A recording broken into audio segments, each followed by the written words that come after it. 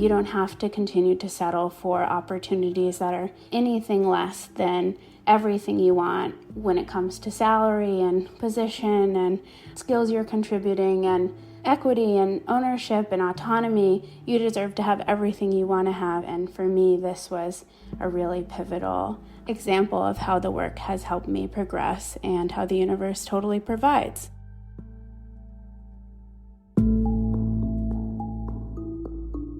Welcome to the Expanded Podcast with your host, Lacy Phillips.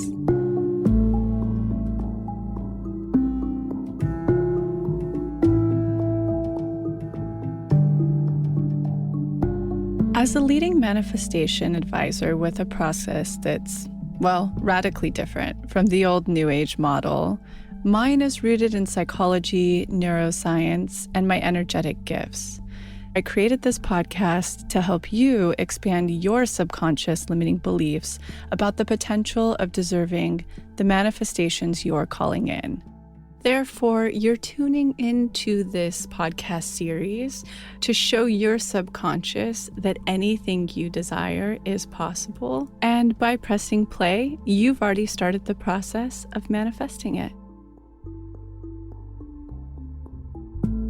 Welcome back to Everyday Energetics, which is our series that's a more in-depth look and focus on how to unblock and really look at the energetics behind what you're unblocking. So may you be a pathway member just interested in manifestation, or you're an a la carte holder, this will help you through other members' experiences of how they identify a block, they go in, they reprogram it, they use the tools concisely in order to start to shift their neural pathways. We got this great idea from one of our coaches, Amanda Blair, in the beginning of the year, who said, what would be really helpful is if we could actually just see how people unblock so we learn how to take the work deeper ourselves. So rather than it being a process episode where we hear their entire process around how they manifested something, we actually get to hear how, bam, this thing came up, very clearly a trigger, and this is exactly how they walk through either the DI, the journal prompts, a certain workshop in order to start to shift it. Especially because we get so many questions of like, how do I program this? What does it mean when you say reprogram in the DI? In all of the ways that we may not be understanding precisely the work, we get to hear other people's approaches to help us go a lot deeper in the process and have clarity for ourselves. We always keep these guests anonymous so that they can share very open and freely in a safe environment for everybody to benefit and learn from. In this, you'll hear me on the second guest really hone in on a very important connection that would be hard to see if you weren't really being coached through this work. Some people may pick it up, but others, it can be very helpful to have that bird's eye view. And so for anybody who's unfamiliar, we have launched our coaches. We have Heather Whitaker and Amanda Blair. Both of their process episodes are linked below, and they are incredibly helpful. And it's really exciting to announce that both of them in the month of May were fully booked out. And already they're starting to receive guest follow-up sessions. So if you're a pathway member and you've been really looking for somebody to hone in, look at your process from your childhood, all the patterns that are coming up, helping to handhold and navigate you through the work, and personalizing it and making it more of your own so that it really integrates for you, you can check out the links below to check them out. Another tiny announcement is that the Authentic Code lives alone now in a standalone place in the Pathway 2.0, so members can find it. Before, you'd have to go through the up-level workshop, which has 3 workshops, and you would have to navigate through the whole workshop to find yours, whether you're in a rock bottom, a rut, or going into the next level. Well, now anybody can find theirs that's a Pathway 2.0 member. Anytime, if you just log in, you will see it at the bottom called your Authentic Code. So today we're going to get into 2 members. The first dealing with a major career opportunity that came her way that felt so honestly too good to be true that she had to take it. So she had to wrestle through her shadow, all the blocks coming up. She had to out-expand it in order to truly walk away and then manifest in $30,000 unexpectedly. The second's going to talk about how a twin flame came out of nowhere during this pandemic, hot and heavy, and came in just as fast as he left. So without further ado, let's get into them. So a few years ago, I was confronted with a huge test in my career. And not only was it a test per se, and by that I mean like something before my manifestation comes through, but it was a big experience that made me look at my patterning, what I'd been settling for, and examining the habits that kept popping back up that were unhealthy, things that I continued to say yes to, or people I continued to feel codependent with in my career. So what happened was I was given an opportunity by someone that I really admired. It was someone that I'd worked with before. I thought she was really cool. It felt like a huge honor, and she asked me to be a co-founder of a company that was going to be really promising. Would have amazing investors and a lot of people behind it. And she was really impressive. So she had a lot that came with that. And so I was very flattered. And obviously my answer was yes. But to back up a little bit, when I got this offer, I had already jumped off another huge career cliff. I had quit my corporate job to start my own freelance business, which was a huge deal. It took a lot to kind of work up the courage and say no. They had given me a really compelling offer to stay, but after looking at my authentic code, I knew that freedom and autonomy, being my own boss rather than having a boss, was so important to me. And after I finally jumped off that cliff, the first few months in business working for myself, I had already been super abundant, making more money than I ever had, more money than I would have if I'd stayed at my last job and accepted their higher offer. And I was feeling really aligned because I was so flattered by the co-founder offer. It was such a big, shiny, dangling carrot, as Lacy would say. And so I sort of rationalized that it would be stupid to pass it up, that I was so lucky to have the opportunity. And I put myself and my newfound needs and my freelance career aside and decided to run into the fire, even though I was already seeing some red flags. So over time, it became clear to me that I was going to have to quit. I just had this gut feeling that I couldn't move forward. And I even started having some physical challenges. My back would tense up. I fainted. And I'm generally someone who's very healthy. And they were all kind of stress-related things.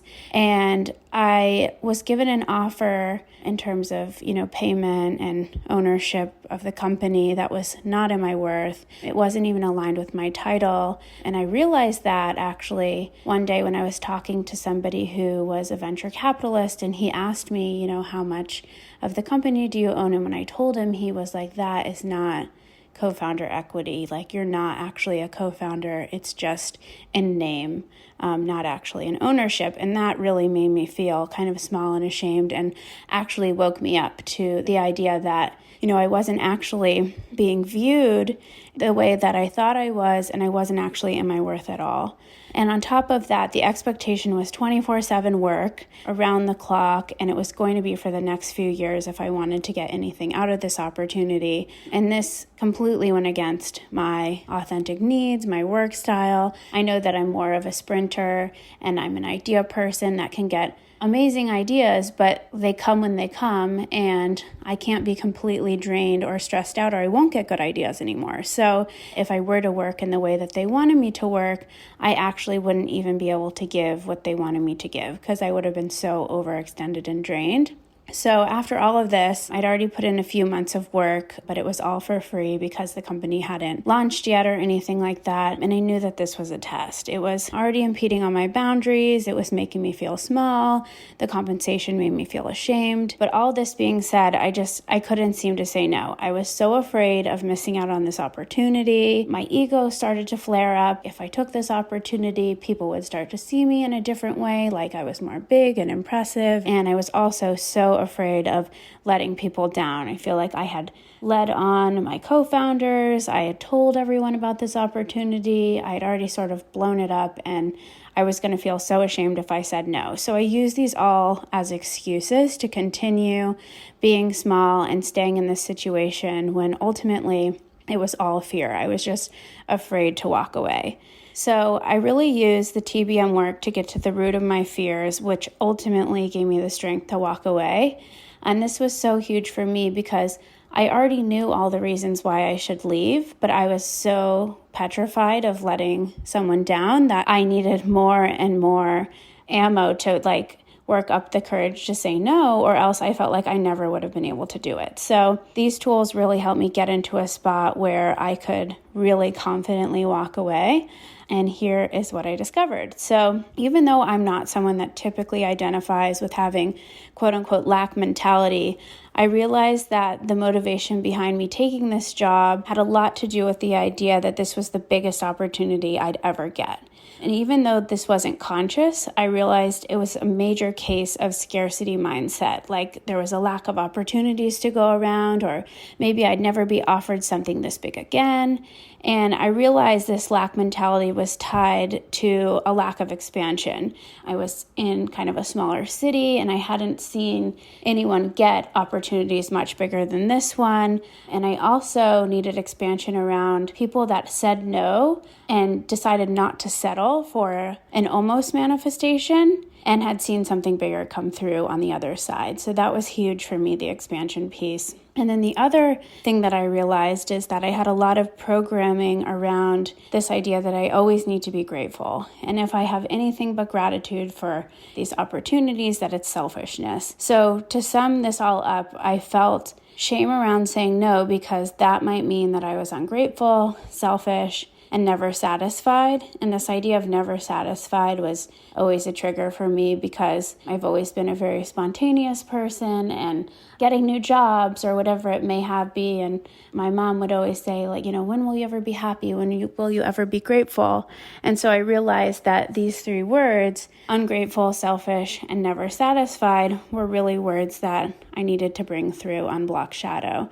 So I brought those through as my three shadow words to really own and integrate them. And then the second piece of this is a realization I had around my inability to say no was really tied to some programming around thinking that my decisions, even if they're right for me, could negatively impact other people, that I was responsible for other people's emotions. So while going through Unblocked Inner Child, I realized that this was tied back to dynamics with my mom. That whenever I did something quote unquote wrong, my mom would always say that I was being selfish and ask me to think about how my actions negatively affected her. I remember going to social engagements in high school that she didn't want me to go to, and then she'd say like, "Why did you do this? Can't you just think about how that makes me feel?"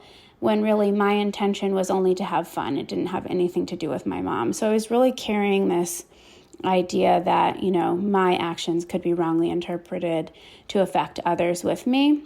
And it created like some codependency within me. I didn't want to let other people down. And in some way, doing what I wanted to do could negatively affect other people. So after finishing Inner Child, I continued to use the Inner Child and Shadow DRE consistently to reprogram memories that made me feel like I was responsible for other people's emotions.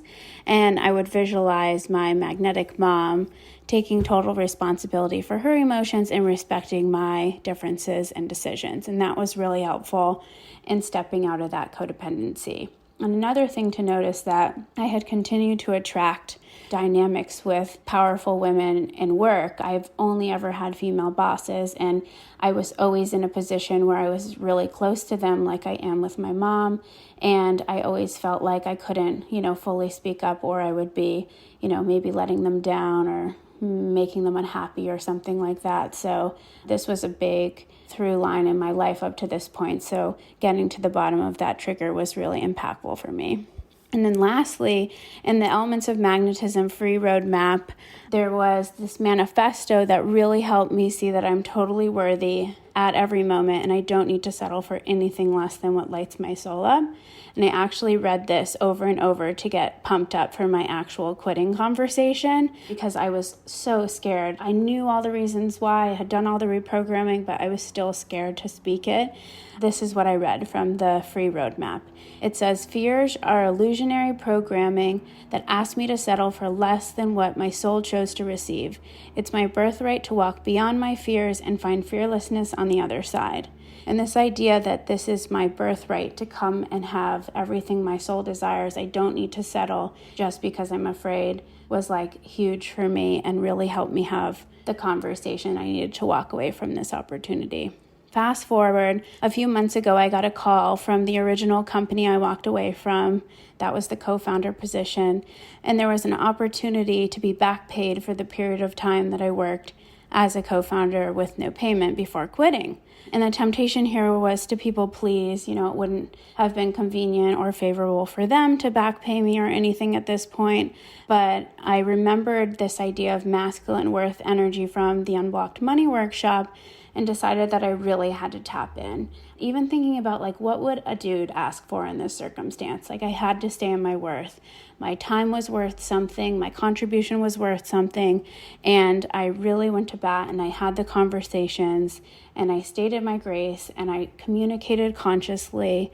And then I was unexpectedly compensated over $20,000 for my work over a year before. And I felt so magnetic and empowered, like this was the first time I had really stood up for myself and stayed in my worth completely, and in a really hard and triggering circumstance. And so all of this happened, and then a day later, an airline that had lost my luggage a year prior deposited $2,000 into my bank account. And I had been going to bat with the airline for months, asking them to pay me this money. And then right after I stood in my worth and got the money back from that company, it's the airline called me up and gave me the $2,000 back. And a day after that, an old landlord texted me asking me if I'd received my security deposit back for $1,000.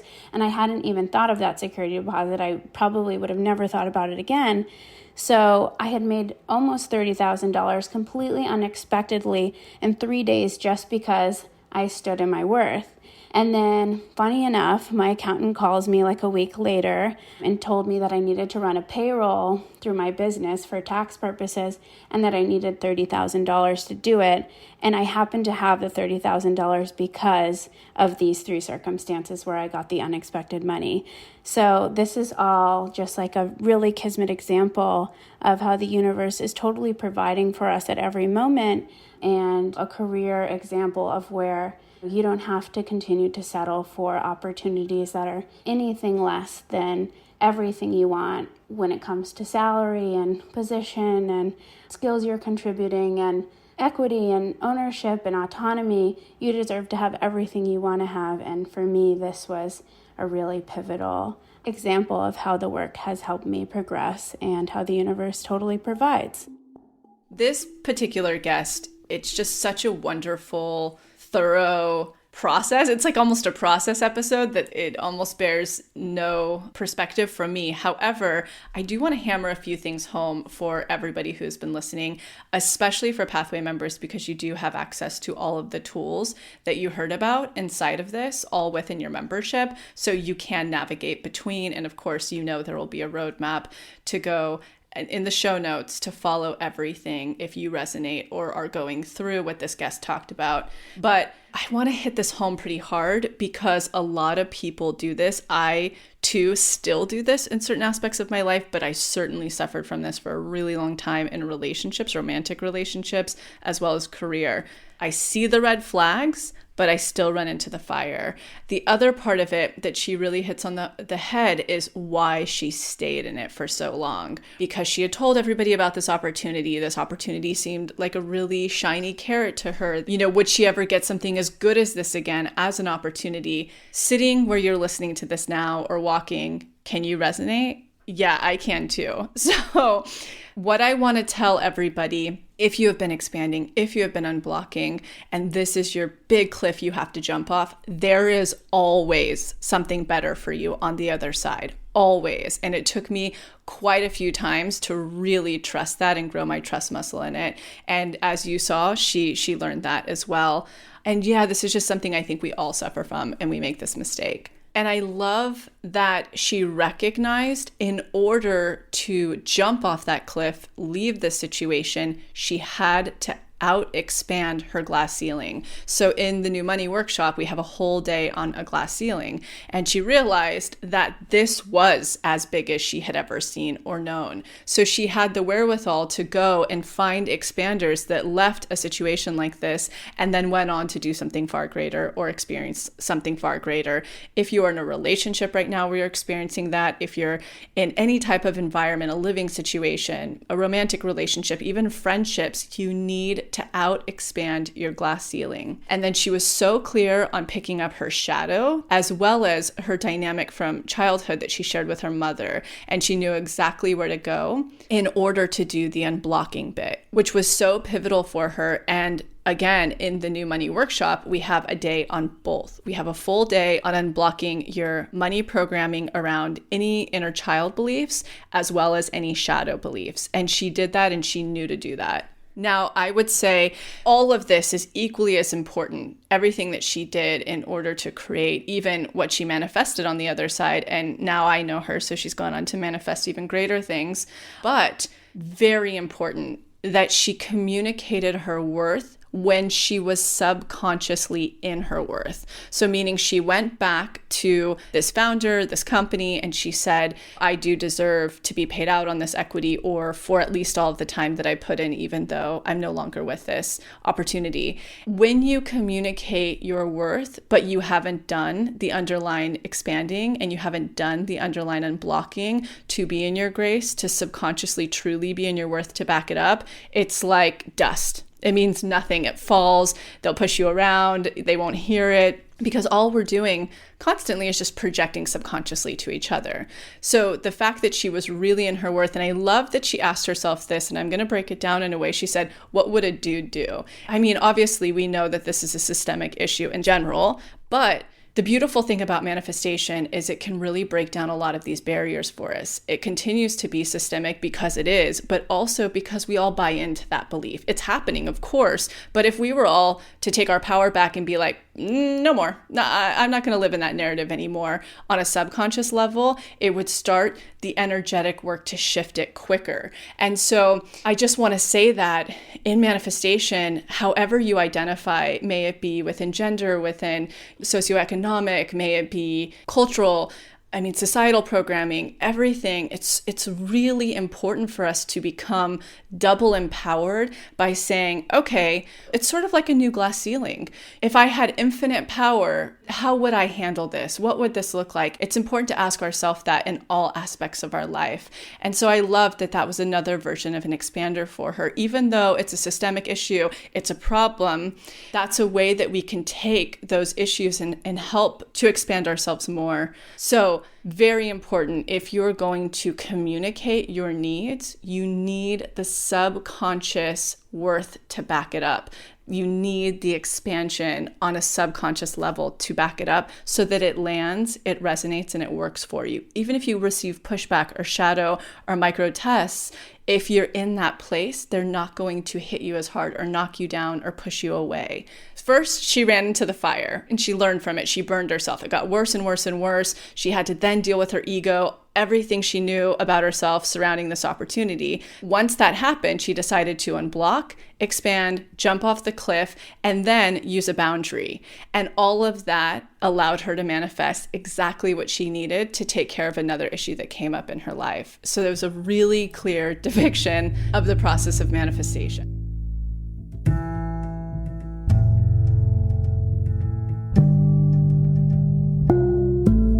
So I'm quickly interrupting this episode to invite you, if you're ready to start your manifestation journey, or if anything you've heard in our manifestation episodes has piqued your interest to begin.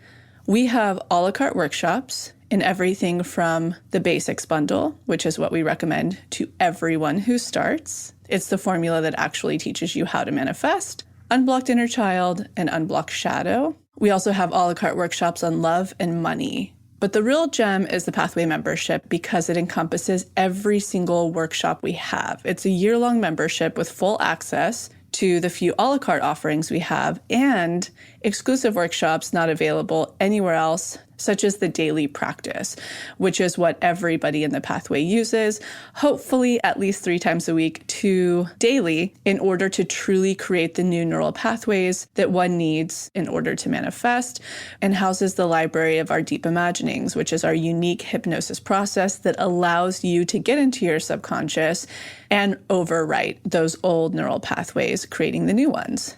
You can use our special code, EXPANDED, all caps, EXPANDED, to receive $20 off your first a la carte workshop purchase or $20 off your first month of the pathway. Again, that's all caps, EXPANDED, EXPANDED. Okay, now back to the episode.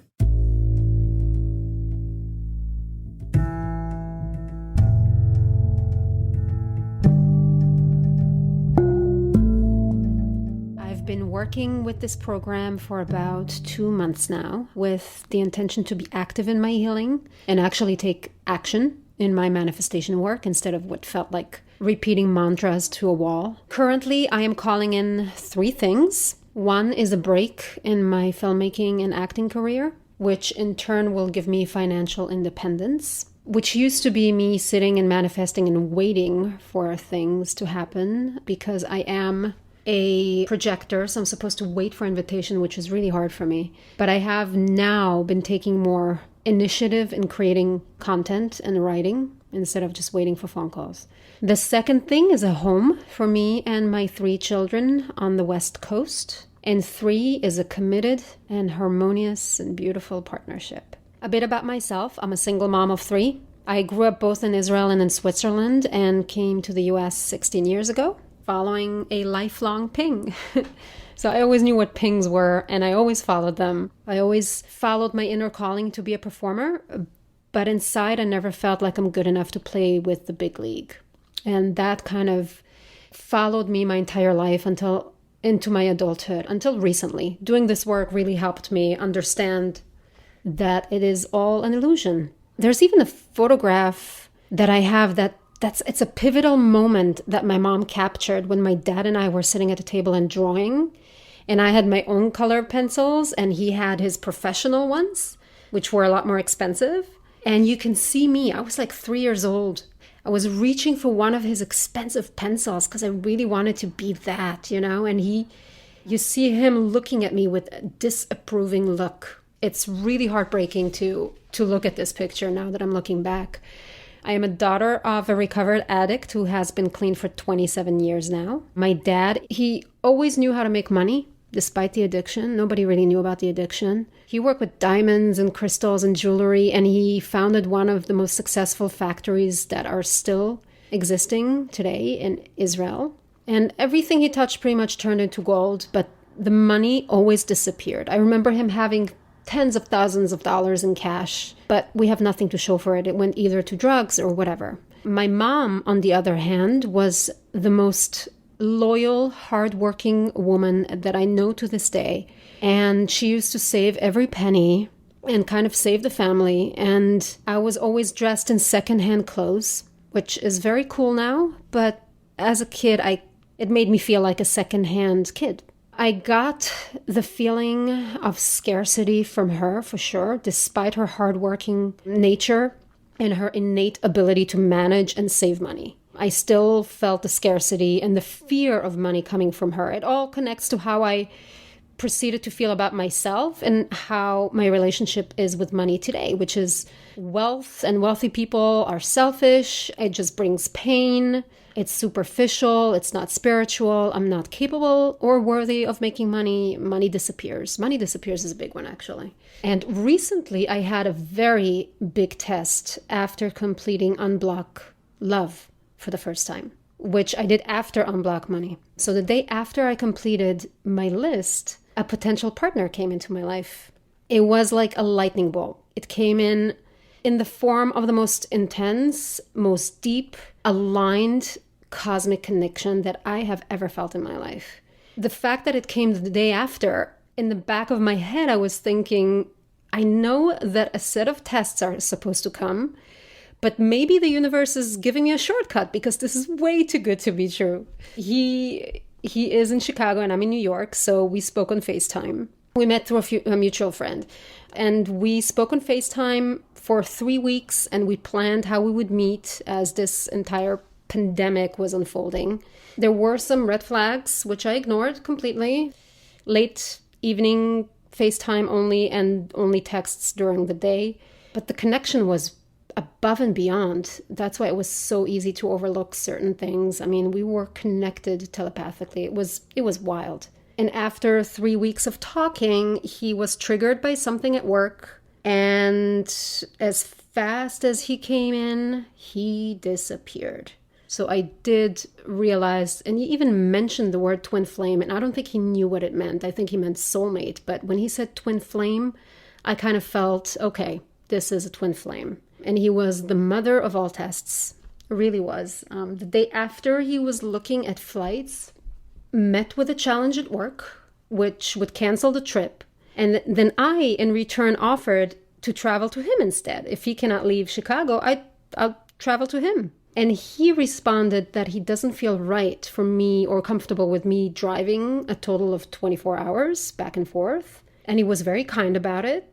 But to me, all I heard was rejection in all caps. I felt like he stuck a knife in my chest. Since I was in the midst of doing this work, I knew not to project, and I knew that I have to sit myself down and do a DI, and I did the inner child DI. And it was so powerful. It brought me back to an incident at the age of 10 when I was in love with a boy. We all grew up together, so I knew him growing up.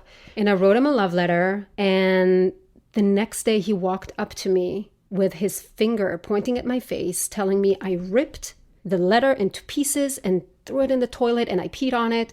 And if you ever do that again, I will tell everyone and embarrass you. To this day, I remember how this rejection felt to me.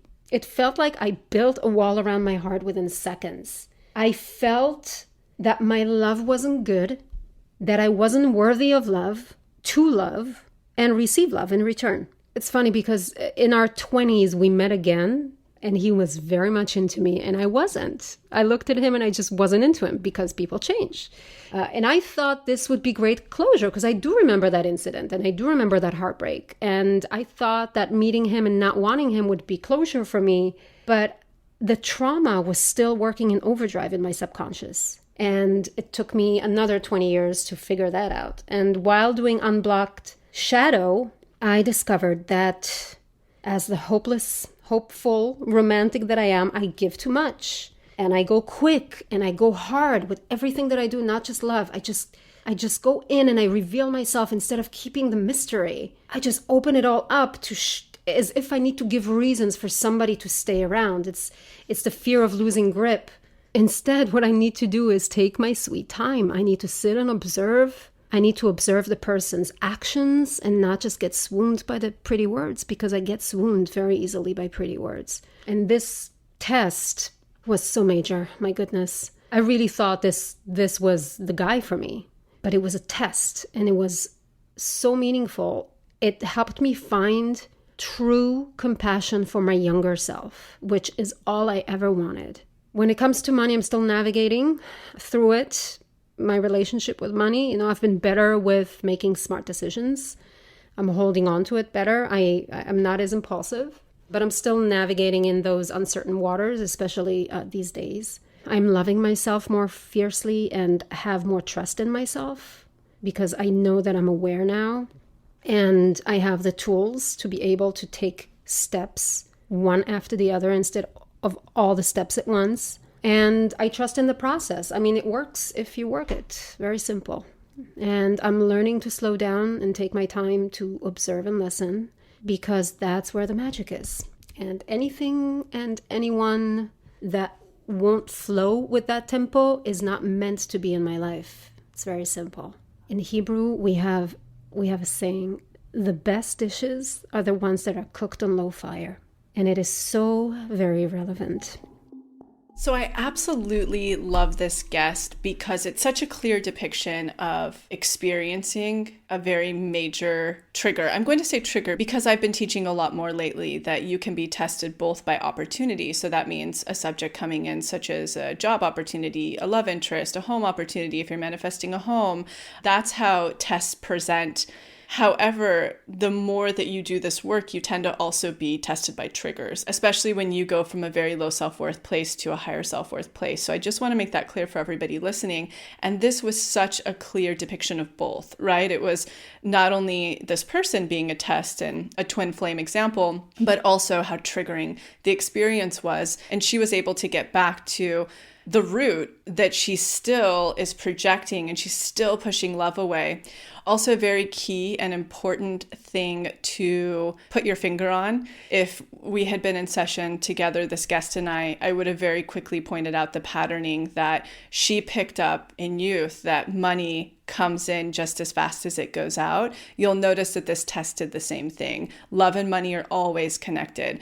Usually the thing blocking one is blocking the other. Even if, for instance, you are obscenely abundant and you have, maybe you're making the amount of money you want, but it's at a job you dislike and you still don't have a partner. Usually the same thing is blocking. So this particular guest would need to go deeper and look at that same concept in both areas on a deeper level and out expand it. So the belief money comes in just as fast as it goes out, she would have to go and find many expanders that she really identifies with that also had that experience, and it's gone now for both aspects of life, because that's one of the truer blocks that are going on here amongst, exactly that trigger she picked up that was a childhood imprintation, that if she opens herself up and expresses herself in her most whole, authentic way, not only is it bad, but it's shameful. That's how the little boy, due to whatever programming he grew up with, that's why he reacted that way,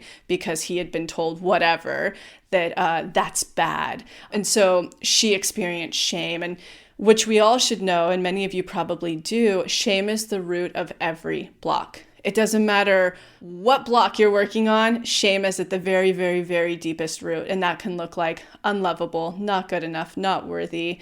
Anything that's blocking you, when you take it down and you take it down further and further and further, it comes down to shame. So that was a really incredible depiction of that. So there's not a lot of lengthy stuff to say on this exact one because it's so clear, and it really should show anybody who is doing this work, may it be a la carte or in the pathway, when you have a trigger come up, when you have a test come up, how to go through it. And so for this particular one, we'll have a roadmap down below of exactly what she did to navigate. However, I would advise when you have a trigger come up that is very obvious, we have the trigger DI and the daily reprogramming exercise. And then to look at that love and money connection, which again, it's kind of hard to see if you're not in session with somebody. If you do want to be in session with anybody, we have 2 coaches that will be able to give an overview look at your entire situation, walk through your childhood together, walk through the current patterns that are happening, and connect those things, just like I did, which are Amanda Blair and Heather Whitaker. There's a link below if you'd like to book a coaching session. It's sometimes hard to see that connection, but it's very obviously connected. So that's the bigger takeaway here, that I just want everybody to learn, that the money comes in just as fast as it goes out. Same thing happened with this love that felt like the kismet, that to be the very mystical love, which is usually trauma bonding. And that's one of the things that you learn inside of Unblock Love within the first couple of days. You really get down to, who am I trauma bonding with? And Amanda Blair had a post on our Instagram about this a few weeks ago, that when you feel that butterfly crazy sensation and can't stop thinking about the person, that's usually trauma bonding. And so what trauma bonding means, for anybody who's unfamiliar, it's the missing puzzle pieces that you took up from childhood, your trauma. You're meeting the other person who has the opposite trauma that they experience. It's the opposite puzzle piece, therefore you come together. So for instance, if your dynamic with your parents, they were very avoidant in love, you may have become very attached. So it's like you were trying to always grasp for their love because they weren't giving enough. You as an attachment would usually be very, very attracted to an avoidant person because you guys have missing trauma puzzle pieces. That's what trauma bonding is. And usually they come together in that lightning feeling, not always, but usually they do. So that's another thing to take away from this as well. And thank you so much to the guest that shared this. It was an excellent example of reprogramming. Thank you so much for tuning into the episode, and I hope you enjoyed it as much as I did, we did. And in case you're not totally ready to join the pathway yet, I wanted to share a few of our free offerings that I'll often suggest to people as a little bit of a blueprint to get them started on their manifestation journey. The first place I like to direct people completely for free is the motivation. You can see it linked below or on our homepage as our testimony library. And it's categorized by different subjects, whether you're calling in career, money, love, wellness, and much more. When you're reading about a member's experience of what they manifested, you're actually seeing to believe and showing your subconscious that that very thing is possible for you. The second place I like to direct people is to the free clarity exercise, which is also linked below. In it, you get to try our own unique hypnosis process, learn about the science, and some journaling prompts. And the best part about this, you'll get a tiny taste of what it's like to go into your hypnotic state, bring your subconscious forward, and create new neural pathways while receiving clarity. And the third thing, if you haven't listened to it on this podcast yet, please go back to the episode titled Manifestation 101, where you'll learn the basics of neural manifestation to truly understand this process. So go ahead and check out those free resources, the motivation, the free clarity exercise, and the episode Manifestation 101, all linked below.